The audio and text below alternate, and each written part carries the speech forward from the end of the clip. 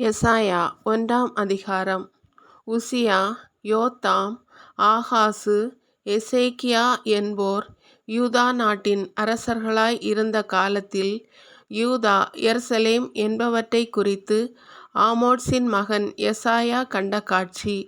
கடவுள் தம் மக்களை கண்டித்தல். விண்வெளியே கேள், மண்ணுலகே செவிகொடு. ஆண்டவர் திருவாய் மலர்ந்தருளுகின்றார். பிள்ளைகளை பேணி வளர்த்தேன், அவர்களோ எனக்கெதிராக கிளர்ந்தெழுந்தார்கள். காளை தன் உடைமையாளனை அறிந்து கொள்கின்றது, கழுதை தன் தலைவன் தனக்கு தீனி போடும் இடத்தை தெரிந்து கொள்கின்றது. ஆனால் இஸ்ரவேலோ என்னை அறிந்து கொள்ளவில்லை, என் மக்களோ என்னை புரிந்து கொள்ளவில்லை. ஐயோ, பாவம் நிறைந்த மக்களினம் இது, அநீதி செய்வோரின் கூட்டம் இது, தீச்செயல் புரிவோரின் வழிமரபு இது. கேடு கெட்ட மக்கள் இவர்கள், ஆண்டவரை புறக்கணித்து விட்டார்கள், இஸ்ரவேலின் தூயவரை அவமதித்து விட்டார்கள், அவருக்கு அந்நியராய் ஆகிவிட்டார்கள். நீங்கள் ஏன் தொடர்ந்து வன்முறையில் ஈடுபடுகிறீர்கள்? என் கையால் பட்ட அடி போதாதா? உங்கள் தலையெல்லாம் வடுக்கள், இதயமெல்லாம் தளர்ச்சி, உள்ளங்கால் முதல் உச்சந்தலை வரை உங்கள் உடலில் நலமே இல்லை.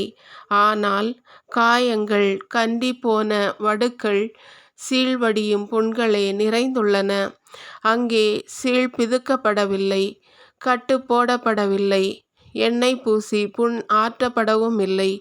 உங்கள் நாடு பாழடைந்து கிடக்கிறது, உங்கள் நகரங்கள் நெருப்புக்கு இரையாயின. வேற்று நாட்டினர் உங்கள் கண்ணெதிரே உங்கள் நாட்டை விழுங்குகிறார்கள். வேற்று நாட்டினரால் வீழ்த்தப்பட்ட உங்கள் நாடு பாழடைந்து கிடக்கிறது. மகள் சீயோன் திராட்சை தோட்டத்து குடில் போன்றும் வெள்ளரி தோட்டத்து குடிசை போன்றும் முற்றுகையிடப்பட்ட நகரம் போன்றும் கைவிடப்பட்டாள். படைகளின் ஆண்டவர் நம்மில் சிலரையேனும் எஞ்சிருக்க செய்யாவிடில் சோதோமை போல நாம் ஆகியிருப்போம், கொமராவுக்கு ஒத்தவர்களாயிருப்போம்.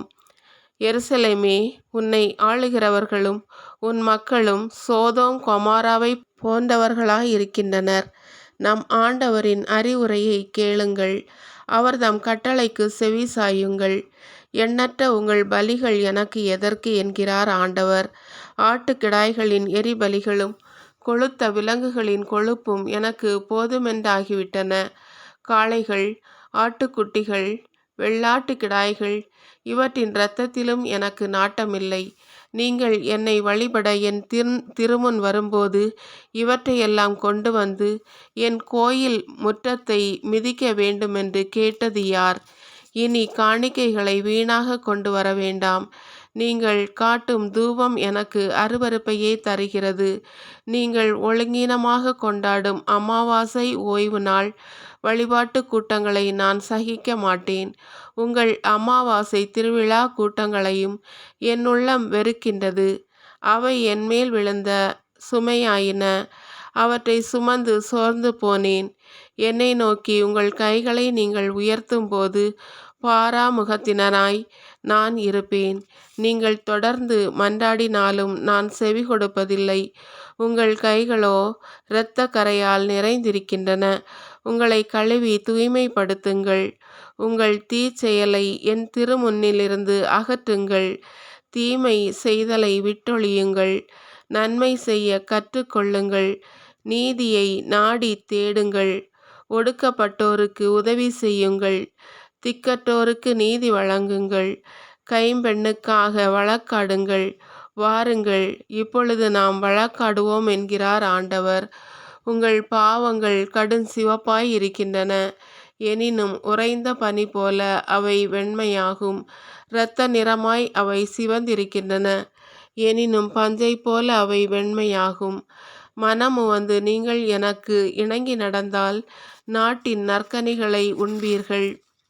மாறாக இணங்க மறுத்து எனக்கெதிராக கிளர்ந்தெழுந்தால் திண்ணமாய் வாளுக்கு இரையாவீர்கள். ஏனெனில் ஆண்டவர் தாமே இதை கூறினார்.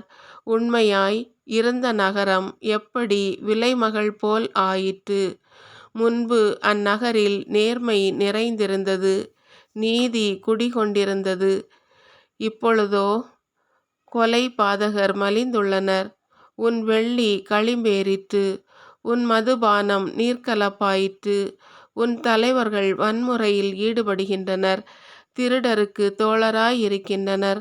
கையூட்டு வாங்குவதற்கு ஒவ்வொருவனும் ஏங்குகிறான். திக்கற்றோருக்கு அவர்கள் நீதி வழங்குவதில்லை.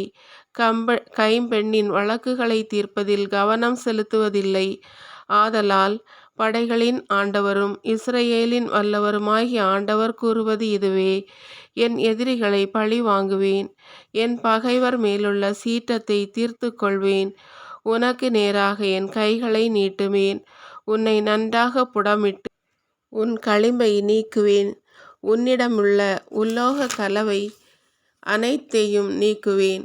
முன்னாளில் இருந்தது போலவே உன் நீதிபதிகளை திருப்பிக் கொணர்வேன். தொடக்க காலத்தில் இருந்தது போலவே உன் ஆலோசகர்களை மீண்டும் தருவேன்.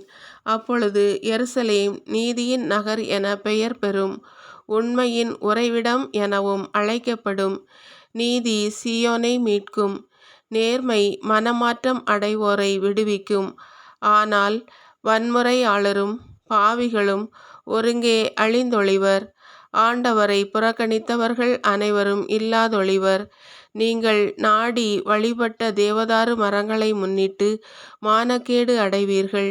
நீங்கள் தெரிந்து கொண்ட சோலைகளை முன்னிட்டு நாணுவீர்கள். ஏனெனில் நீங்கள் இலையுதிர்ந்த தேவதாரு மரத்தைப் போல் ஆவீர்கள். நீரின்றி வாடி போகும் சோலையைப் போலவும் இருப்பீர்கள். வலிமை மிக்கவன் சணற்குளம் போலாவான், அவனுடைய கைவேலைப்பாடும் தீப்பொறியாகும். அவை இரண்டும் ஒருங்கே எரிந்து போகும். நெருப்புத் தணலை அணைப்பார் எவரும் இரார்.